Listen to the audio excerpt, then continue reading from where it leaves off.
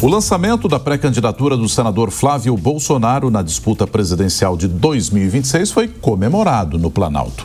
A Rani Veloso está de volta aqui no Jornal da Manhã e tem mais detalhes para a gente a respeito dessa recepção da notícia no Planalto. Pois não, Rani? Pois é, Roberto Nonato, foi comemorado porque, de acordo com os aliados do presidente Lula, o nome do senador Flávio Bolsonaro pode reeditar o cenário das eleições de 2022. Como elas aconteceram? Polarizadas.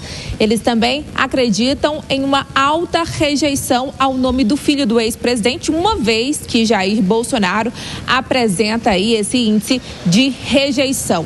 A gente sabe que, como ponto positivo, Flávio Bolsonaro tem aí uma alta capacidade de transferência de voto, de receber os votos do pai. Mas também eles preveem uma espécie de teto desse tipo de eleitorado.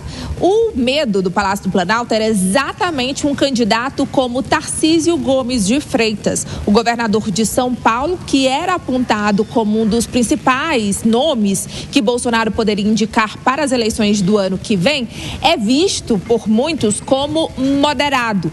E isso poderia atrair o voto dos eleitores indecisos, que são aqueles chamados de pêndulos, que, dependendo do candidato, podem votar na direita ou na esquerda.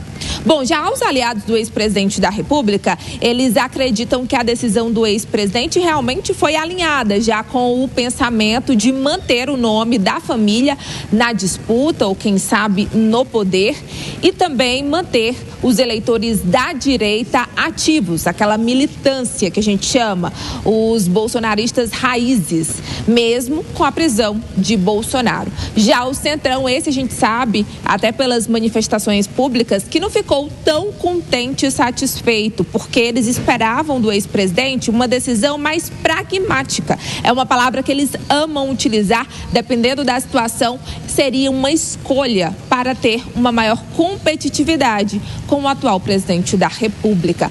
Inclusive, o deputado Evair de Mello, do Partido Progressistas, um dos partidos do Centrão, acredita que Bolsonaro escolheu esse nome do filho, Flávio Bolsonaro, porque está preso.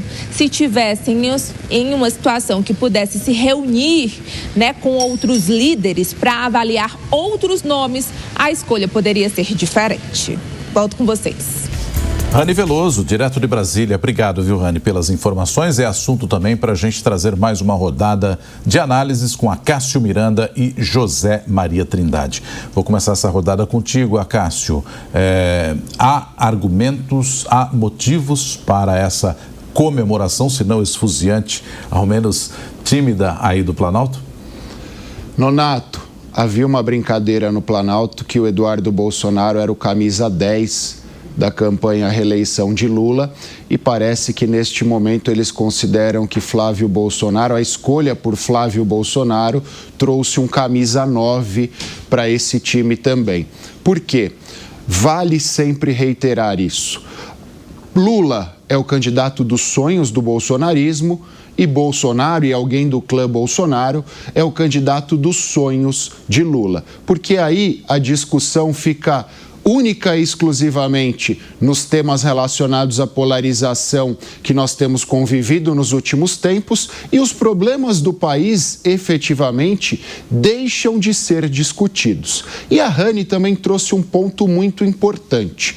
Se nós olharmos para 2022, os eleitores que foram essenciais à vitória de Lula foram aqueles eleitores pêndulo, que não são nem de direita nem de esquerda, que eles analisam o melhor ou o menos pior dos candidatos postos. E há uma tendência, de acordo com os institutos de pesquisa, que estes eleitores pêndulo em 2026 não querem permanecer em Lula.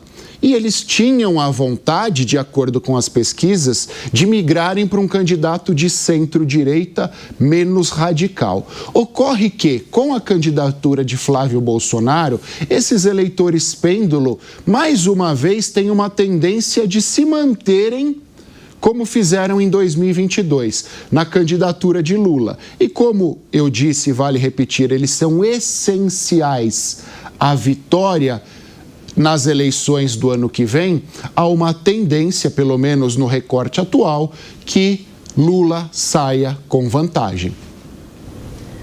Agora, Zé Maria Trindade, como a Cássio fez a analogia do futebol ali, o jogo só acaba quando termina, né, Zé?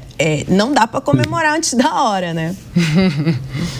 E o presidente Lula estava solteiro na disputa, em palanque, viajando pelo país e fazendo a disputa ele sozinho. Agora não, nós já temos pelo menos ali um outro candidato que vai se contrapor à candidatura, à reeleição do presidente Lula, né? Veja bem, é uma situação diferente porque todos sabiam e fingiam não saber que o grupo do ex-presidente Jair Bolsonaro teria sim um candidato, e agora Flávio Bolsonaro. Ele é considerado nos meios políticos, nas conversas, o mais tranquilo dos filhos, da família e o menos radical, ou seja, será o candidato que pode sim negociar com vários partidos políticos. Não terá aquela hegemonia da direita que tem um candidato como Tarcísio de Freitas. O que eu vejo é o seguinte, essa polarização que agrada e que beneficia o grupo do ex-presidente Bolsonaro e o grupo do PT, do presidente Lula, né? Essa hegemonia poderia ser furada através de uma candidatura de um governador que não fosse lá beber na fonte de Bolsonaro, que ele fosse solteiro, que ele fosse individual com as suas próprias propostas. E eu vejo vários governadores com esta possibilidade de lançar a candidatura de longe de Bolsonaro e longe de Lula, mas ninguém assumiu esse protagonismo. E aí continuou essa bifurcação na política entre um grupo e outro. Durante as pesquisas, há um setor muito importante que quer uma independência dos dois, ou seja, que o Brasil tome um rumo diferente. Mas a gente vê que esse pessoal que pensa assim não terá escolha a não ser nesse funil do segundo turno.